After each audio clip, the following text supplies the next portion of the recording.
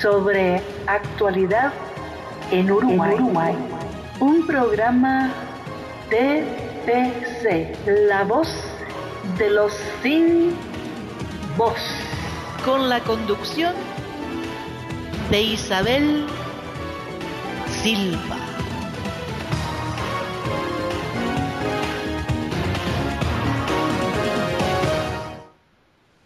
Buenas noches, estimados oyentes. Les extiendo una cordial bienvenida a nuestro programa Reflexiones sobre actualidad en Uruguay. Este programa llega a todos ustedes por medio de TPC, Radio Todo por Chile, la voz de los que no tienen voz. Vaya un cordial saludo a los prisioneros políticos, militares, policías y civiles y a sus respectivas familias en toda Latinoamérica, y en especial a los nuestros que se encuentran en territorio nacional, así como los compatriotas que están también detenidos en territorio argentino y chileno. Saludos también al equipo de TPC, que no voy a mencionar uno por uno, así no corro el riesgo de olvidarme de ninguno. Quien les habla, Isabel Silva García, y en los controles, Alicia Valle. Aprovecho para recordarles que pueden hacernos llegar sus preguntas y comentarios a través de nuestra cuenta de Twitter, que es @radiotpc, y también a través de nuestra página web www.todoporchile.com. Allí buscan el icono de Skype y al hacer clic allí se abre una ventana que pide autorización. Al aceptarla se ejecutará la aplicación que lleva directamente al usuario de Skype, donde pueden escribirnos. No hace falta que hagan la solicitud de contacto, simplemente nos escriben allí y nosotros los leemos al aire. Ay, mi querido país, lo que era antes del gobierno marxista y en lo que lo han convertido. En estos días han circulado ciertas noticias que la verdad pintan en muy tristes colores a nuestro país. Antes de ir a las noticias, me gustaría presentar a mi país para los oyentes extranjeros, para que puedan conocer un poco más de él y para que puedan ubicar lo que les voy a comentar en esta oportunidad. El nombre es República Oriental del Uruguay. Por ahí hay una versión de República del Uruguay. Eso no es correcto. El nombre correcto es República Oriental del Uruguay. El nombre proviene de la ubicación geográfica y nuestra nacionalidad es llamada oriental, aunque parece ser más común que cada día más nos identifican como uruguayos y menos como orientales. Pero la nacionalidad nuestra es oriental. El nombre Uruguay proviene de la lengua guaraní y hay varias versiones del significado. Uno es el río de los caracoles, otro río de los pájaros, y la más poética y la que más me gusta es la que da el escritor de la patria, Juan Zorrilla de San Martín, río de los pájaros pintados. Zorrilla de San Martín es el que escribió la leyenda patria en 1879 y escribió el poema Tabaré en 1888. Zorrilla nació en 1855 y murió en 1931. Era el padre del escultor José Luis Zorrilla de San Martín y el abuelo de la actriz de teatro China Zorrilla. Uruguay tiene 176.000 kilómetros cuadrados de superficie y un poco más de 3 millones de habitantes. El país se divide en 19 departamentos, de los cuales el que está más al norte del país es el departamento de Artigas, con doble frontera, ya que limita con Argentina y con Brasil. Uruguay limita por el este con Argentina, con frontera fluvial, y por el oeste con Brasil, que es frontera terrestre. Si metiéramos otros países dentro del territorio nacional, cabrían al mismo tiempo Albania, Luxemburgo, Holanda, Bélgica, Dinamarca y Suiza, y todavía sobraría algo de territorio uruguayo. Pero entre los 6 suman 45 millones de habitantes. Argentina es 15 veces mayor en territorio y tiene 41 millones y medio de habitantes. Brasil es 45 veces mayor en territorio que el Uruguay y tiene 201 millones de habitantes. Y Chile tiene una superficie más de 4 veces mayor que Uruguay y 17 millones de habitantes. Y en el caso de Venezuela tiene una superficie más de 5 veces mayor que Uruguay y 30 millones de habitantes. Lo que debemos comparar cuando se habla de gente que sale a la calle a manifestar no son números, sino porcentajes. Los nombré a todos esos países para comparar números de superficie y de habitantes. Como ven, el Uruguay es un país con un puñadito de habitantes, pero muy caro, con sueldos muy bajos para la mayoría de la población, o sea que para todos esos caprichos que tiene el gobierno, sangran al pueblo. Esto es para que puedan hacerse una idea un poco más clara para analizar las noticias que les voy a comentar. El gobierno uruguayo le perdonó la deuda a Cuba. Es decir, el régimen cubano tiene una deuda de 31,5 millones de dólares con el gobierno uruguayo. Perdón.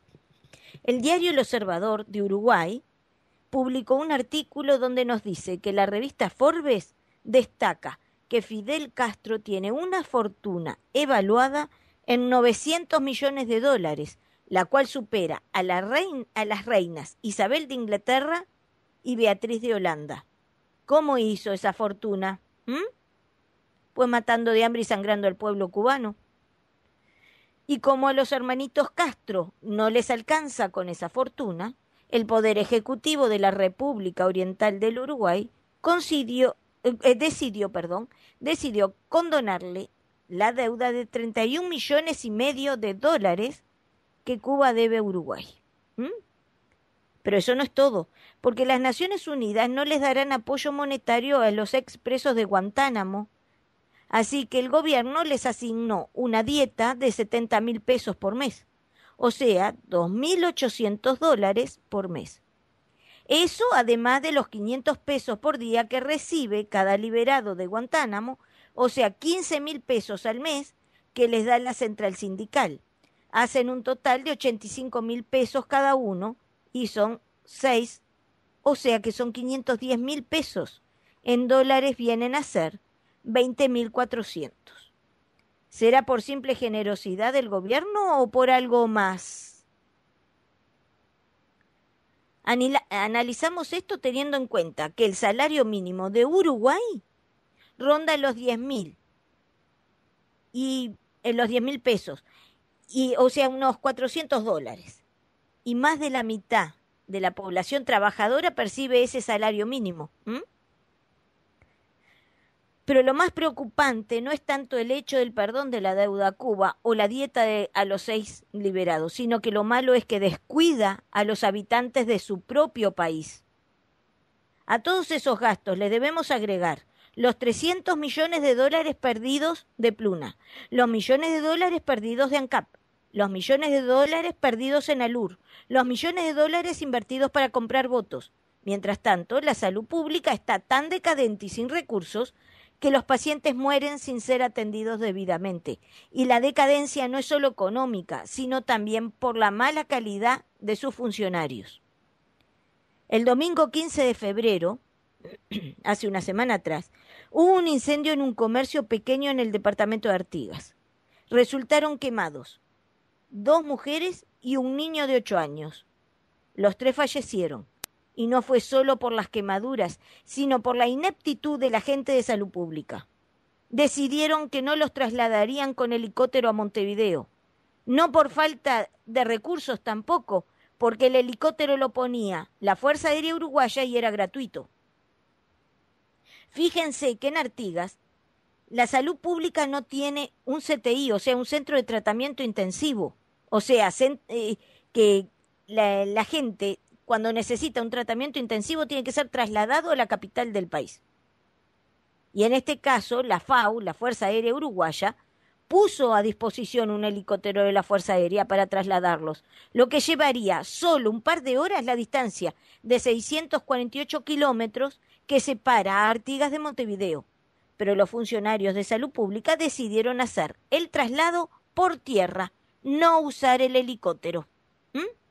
Resulta que las rutas están en un estado caótico y no pudieron transitar las ambulancias por el lado de las rutas de Uruguay. Entonces lo tuvieron que hacer parte de la ruta, parte del recorrido desde Cuaraí, que está en Artigas, en la frontera de Artigas, hasta Libramento, que está en la frontera de Rivera, por territorio brasileño.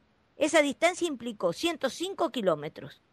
El traslado que por vía aérea hubiera llevado 2 horas, le llevó 10 horas. Fíjense la diferencia. 10 horas por vía terrestre. Y para entender mejor esto es que expliqué lo de las fronteras y los datos del país. Y la FAU, o sea, como dije anteriormente, la Fuerza Aérea Uruguaya cuenta con un helicóptero para estas situaciones. Este helicóptero no fue tenido en cuenta por parte del personal de salud pública. Ni en el siniestro de Artigas, en cambio, ese helicóptero hizo el traslado de una niña uruguaya que sufrió un accidente en la ruta en la ciudad argentina de Paraná.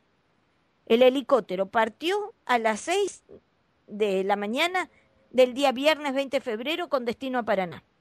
Con la tripulación viajó un médico y un enfermero militar. Sobre las 11:20 salió desde San Fernando con destino al Aeropuerto Internacional de Carrasco, a donde llegó sobre las 12:30 del mediodía del mismo viernes 20. ¿Y qué solución le dan a este problema? Porque por un lado el gobierno dice que es por falta de recursos. Lo que ahí vemos, lo único que faltan son los recursos morales, porque no necesitaban gastar en el helicóptero. Pero siempre la solución que ellos dan es el aumento de las tarifas, el aumento de los impuestos. El ministro de Desarrollo Social, Daniel Olesker, que no ocupará ningún cargo en la próxima administración de Tabaré Vázquez, sostuvo que para cumplir con el programa del Frente Amplio va a ser necesario aumentar la carga impositiva. Y que ante esta realidad va a ser necesario aumentar el impuestos bajo la filosofía de que el que gane más, pague más. En realidad, es el que trabaja más, paga más, porque el rico tiene las cuentas fuera del país y la clase trabajadora es la que paga los impuestos, en realidad. Olesker no fue convocado por Vázquez para ocupar un cargo en la nueva administración. Y cuando le preguntaron si eso le había molestado por no haber sido convocado, él respondió: la verdad es que estoy un poco cansado. Y después dijo que se dedicará a estar con sus nietos, volver a dar clases a los universitarios y que además se embarcará en la realización de un libro que explique la política económica de los gobiernos del FA, que fueron las que hicieron posibles los avances. La verdad no sabemos si reír o llorar cuando leemos esto en las noticias.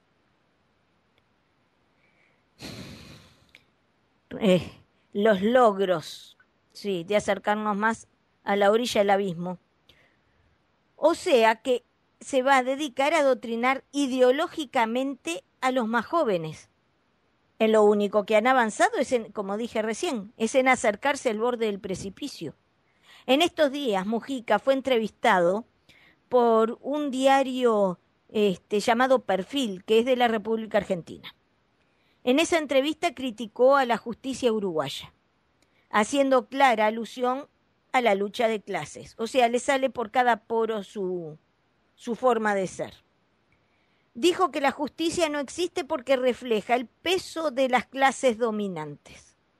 También recalcó que es necesaria una reforma constitucional. Esto está bien clarito, que lo que Mujica pretende es preparar para que se den las condiciones de una reforma constitucional a la medida de las pretensiones y caprichos socialistas. O sea que el Pepe en sus últimos días de mandato sigue abonando y regando el terreno para que Tabaré Vázquez continúe con el modelo socialista que comenzó en su primer mandato y así gobernar indefinidamente, que es la idea de todo socialista.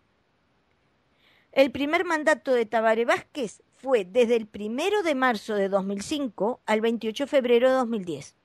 El periodo de Mujica desde el 1 de marzo de 2010 hasta el próximo sábado, que es 28 de febrero de 2015.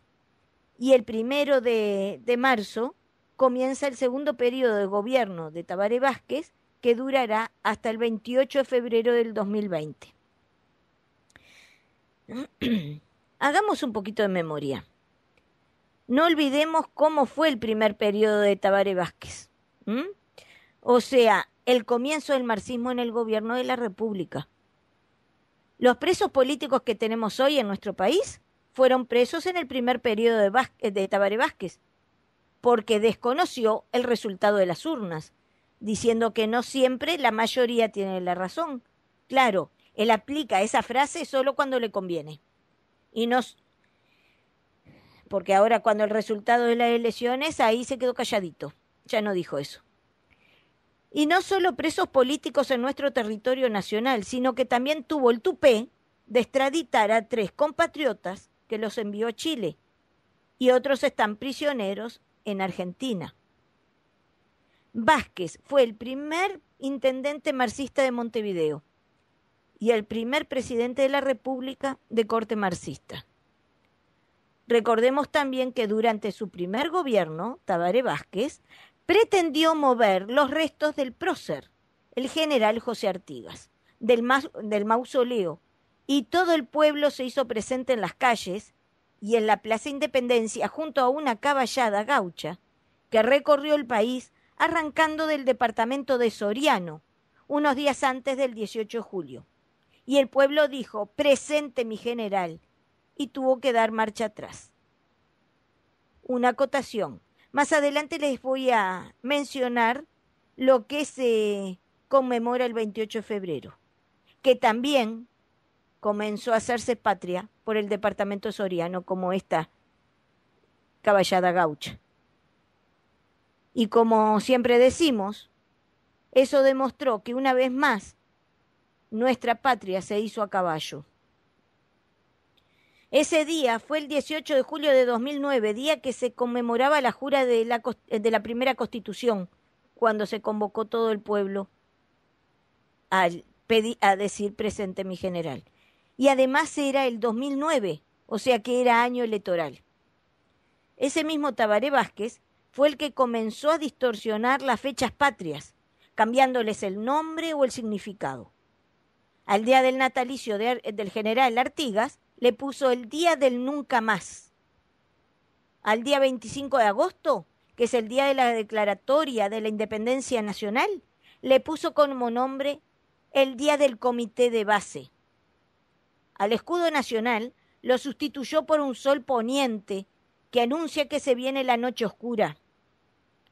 Sí, la que ellos nos hacen pasar. Pero por suerte, siempre que oscurece, sale el sol al día siguiente. Eso da una esperanza. Y hablando de fiestas patrias, como les había mencionado, el próximo sábado, 28 de febrero, se conmemoran los 204 años del Grito de Ascenso, o admirable alarma, como la llamó el general Artigas.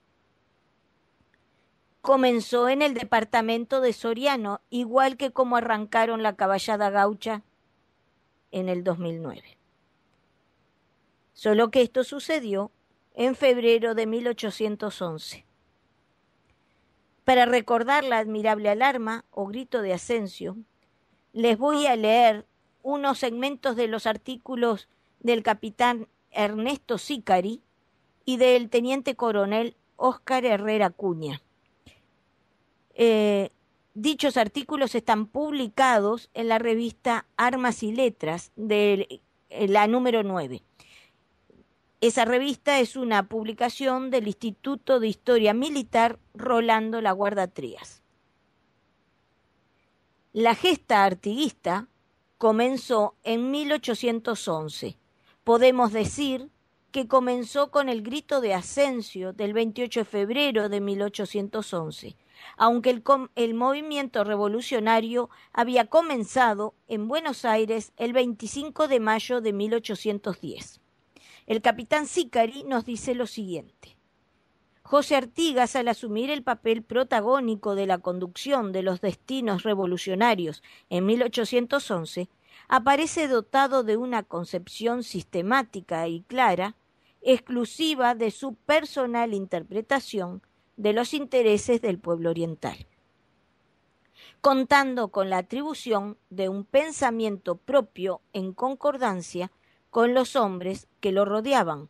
Su pensamiento presenta superior adecuación de la realidad de su tierra y de sus pueblos, y de los pueblos, y la soberanía de los vecindarios.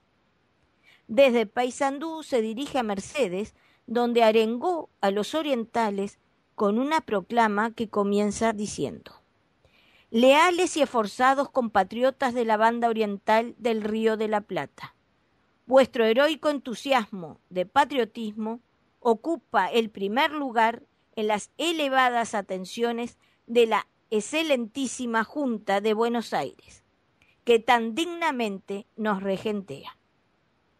Y el teniente coronel Óscar Herrera Acuña dice lo siguiente: la admirable alarma, este fue el término que utilizó el general José Artigas para así definir este hecho histórico, al entender que ese levantamiento popular, esa alborada memorable que comienza con el grito de Asensio, primer paso de los orientales en su camino hacia la libertad, y del cual participan casi al unísono todos los vecinos de cada uno de los pueblos o distritos que conformaban la banda oriental, y cuyo propósito principal fue el de demostrar y expresar su rebeldía, su singular coraje y una profunda emoción para reafirmar el sentimiento de amor a su tierra, siempre impulsados por ese permanente afán de libertad, libertad que él tanto amaba y defendía.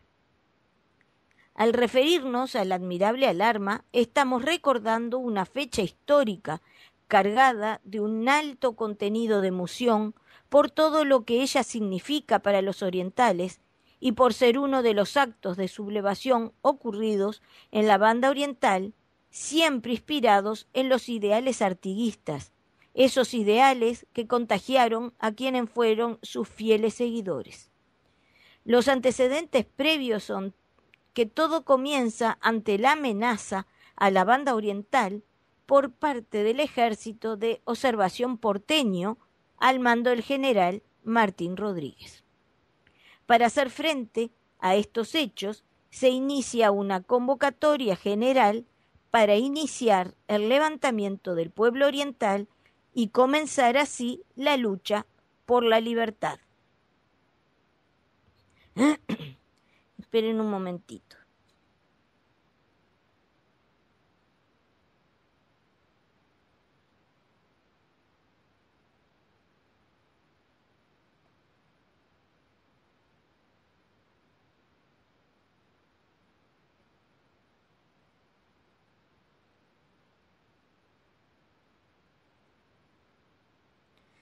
Bueno, como les decía, así es como comienza la lucha por la libertad. Perdonen que tuve necesidad de hacer una pausa. En el mes de enero de 1811, Artigas, al frente de una compañía de blandengues, fue destacado en la colonia del Sacramento, a las órdenes del brigadier Vicente María de Muesas, quien por disposición del virrey Francisco Javier de Elío había reemplazado en el cargo de comandante de la colonia al coronel Ramón del Pino. El ministro de Marina de la Regencia, al narrar las circunstancias que motivaron el alejamiento de Artigas, expresa lo siguiente con respecto al brigadier Muesas: Dios no le ha concedido el don de mando. Pronto se empezaron a desertar oficiales y soldados de la colonia.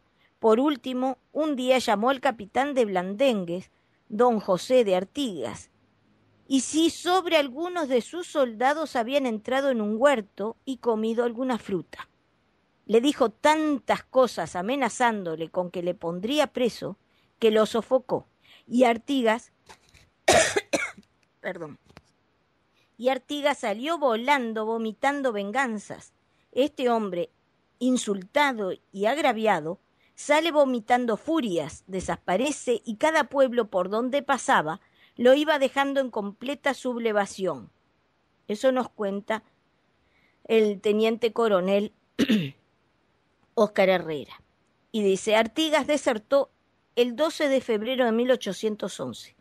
Fue entonces cuando el virrey del Río de la Plata, Francisco Javier de Lío, toma la decisión de declararle la guerra a la Junta de Buenos Aires. Y el grito de Asensio es justamente el comienzo de ese movimiento revolucionario oriental. Dice, este hecho merece ser considerado como un significativo acontecimiento en la vida de nuestro país y para nuestra rica historia nacional, porque al concretarse la declaración de guerra a la Junta de Buenos Aires, Pedro José Viera y Venancio Benavides fueron los primeros en ponerse al frente de unos pocos hombres que para enfrentarse al adversario debía de aportar las armas de su propiedad, las que no eran más que trabucos, tercerolas, lanzas de tacuara, boleadoras, cuchillos enastados, algunos sables y para los desplazamientos su propio caballo, para así quedar en condiciones de comenzar a conformar ese llamado ejército nuevo que estaría integrado por hacendados, arrendatarios, curas, capellanes, caudillos regionales, quienes por su prestigio movilizaban a peones de estancia, de las estancias, a los temibles hombres sueltos que poblaban la campaña. Aparecen los indios tapes, charrúas, minuanes y también los esclavos. Con respecto a José Pedro Viera, Venancio Benavides y aquellos escasos 80 hombres que los acompañan en la mañana de Asensio, Fernando Asunzao los evoca de la siguiente manera.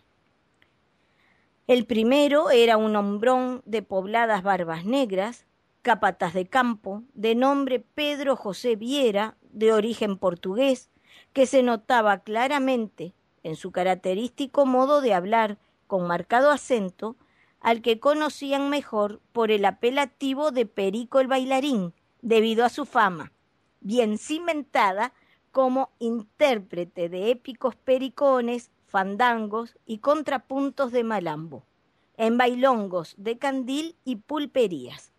Se adelanta sujetando el bajo cabos negros que monta y con voz gruesa quemada de tabaco y caña les hace vibrante, colorida, en media lengua llena de giros e imágenes gratas a los oídos de aquellos rudos hombres de campo, una arenga o alegato. El otro es mucho más joven, de mirada huidiza, muy moreno de piel, casi lampiño.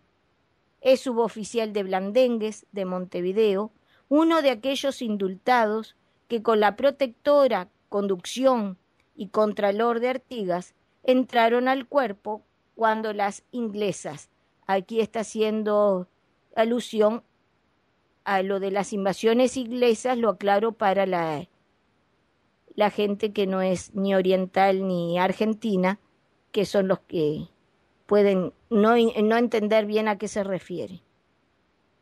Su nombre, Venancio Benavides, un gauchito redondo, vivaz, mañoso, sabido, jinete excepcional, valiente, taimado y violento. También él, en encendidas frases, cortas, tajantes, apasionadas, les habló a todos.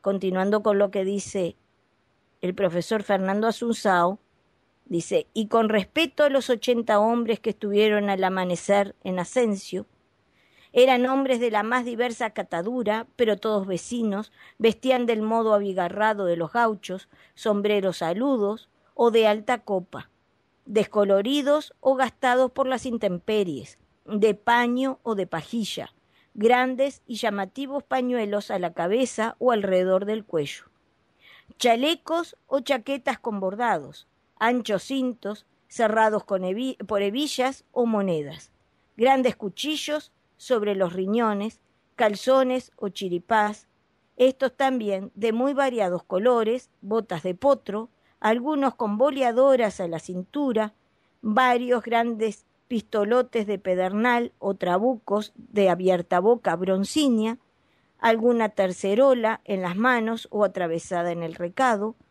pocos fusiles y muchas improvisadas lanzas de palo y de tacuara, con hojas de cuchillo de marca mayor y unas pocas chuzas enastadas. También había quien llevaba sable o espada y los más grandes cuchillos caroneros sin vaina, casi del largo de aquellas armas blancas precitadas colocados entre las caronas del recado. A la tarde del 28 de febrero de 1811, cuando ocupan Santo Domingo de Soriano, Pedro Viera ya tenía 200 hombres que lo acompañaban. La admirable alarma continúa hasta el día de la batalla de las Piedras, y el 18 de mayo de 1811 tiene lugar la batalla de las Piedras y ese hecho marcó la creación del Ejército Nacional Oriental.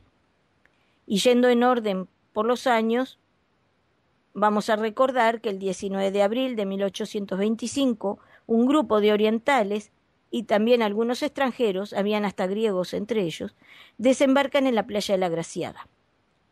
Esa misma playa que ahora quieren usarla para poner una aceitera, otra forma también de ir destruyendo la historia.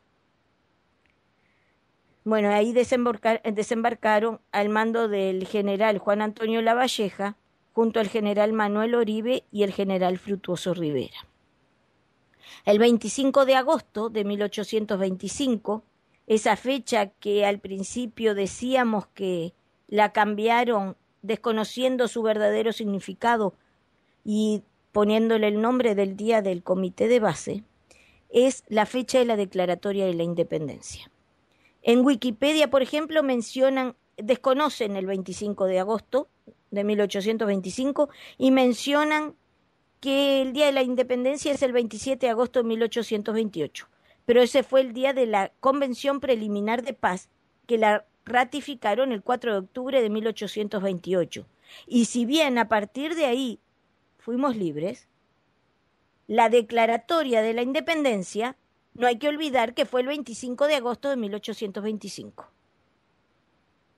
Y voy a compartir con ustedes una parte del texto y promulgación de lo que sucedió el 25 de agosto de 1825. La honorable Sala del Río de la Plata, en uso de la soberanía ordinaria y extraordinaria que legalmente inviste para constituir la existencia política de los pueblos que la componen y establecer su independencia y felicidad, satisfaciendo el constante, universal y decidido voto de sus representados, después de consagrar a tan alto fin su más profunda consideración, obedeciendo la rectitud de su íntima conciencia, en el nombre y por la voluntad de ellos, sanciona con valor y fuerza de ley fundamental lo siguiente. Primero, declara irritos, nulos, disueltos y de ningún valor para siempre todos los actos de incorporación, reconocimientos, aclamaciones y juramentos arrancados a los pueblos de la provincia oriental por la violencia de la fuerza unida a la perfidia de los intrusos poderes de Portugal y el Brasil que la han tiranizado, hollando y usurpando sus inalienables derechos y sujetándole al yugo de un absoluto despotismo desde el año de 1817 hasta el presente de 1825.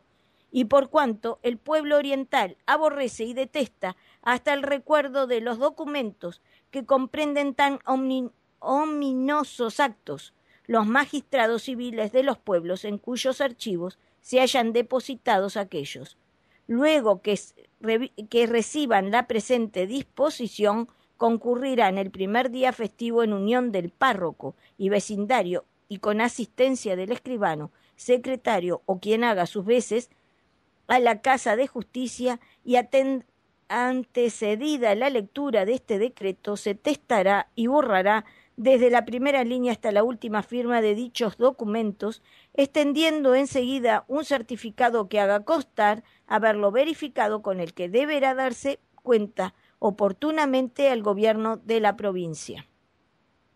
Volviendo un poquito para donde empieza este primer artículo. Dice, declara írritos, nulos, disueltos y de ningún valor para siempre. En este momento no estamos bajo el imperio de Brasil ni de Portugal, pero sí sabemos que hay otro con delirios de emperador, y es el Foro de San Pablo, manejado también por el gran, ilustre y queridísimo por los izquierdistas, el dúo Castro, que se creen dueños de todo el mundo, porque ya no solo están afectando al resto de América, sino también están mandando sus emisarios a Europa por medio de Correa y de gente de Maduro a pagar esa especie de movimiento que se llama Podemos en España, que no es otra cosa que un pichón del Foro de San Pablo. Sigamos con el segundo artículo de la Declaratoria de la Independencia. En consecuencia del antecedente declaración, reasumiendo la provincia oriental la plenitud de los derechos, libertades y prerrogativas inherentes a los demás pueblos de la tierra, se declara de hecho y de derecho libre e independiente del rey de Portugal, del emperador de Brasil y de cualquiera otro del universo, y con amplio y pleno poder para darse las formas que en uso y ejercicio de su soberanía estime convenientes. Y uno de los propósitos que tiene el Foro de San Pablo es justamente desconocer la soberanía de todos nosotros, de todos los pueblos. Hoy no he tenido invitado, hoy ha sido un programa un poco más más corto, más limitado en el tiempo. Aún todavía ando con la garganta un poquito afectada, que me distorsiona un poco la voz. Entonces, por eso es que he decidido hacer un poquito más corto el programa que habitualmente. Así que bueno, estimados amigos, por hoy hemos llegado al final de este programa y los invito a quedarse y escuchar el programa de Raíces Ancestrales que conduce el coronel aviador Ego Correa Luna. Un saludo nuevamente a todos los presos políticos, militares, policías y civiles. Este es un espacio para ser la voz de los que no tienen voz. Esa es la razón de ser de la radio Todo por Chile y de cada uno de los programas. Les deseo buenas noches y nos reencontraremos el próximo lunes a las 9 de la noche de Uruguay y Brasil, a las 8 de la noche de Argentina, Chile y Paraguay. Buenas noches para todos. Escuchas Radio TPC, Boston, Chile y América toda.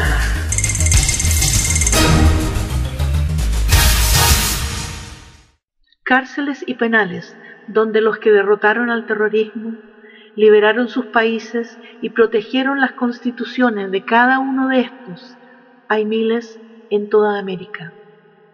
Hoy el terror regresado encierra en lugares como estos, primero para castigar por vencerlos, para lucrar y para que nunca un uniformado se vuelva a levantar como ellos. Nunca más vuelvan a cumplir su deber, nunca más hagan respetar la Constitución y las leyes.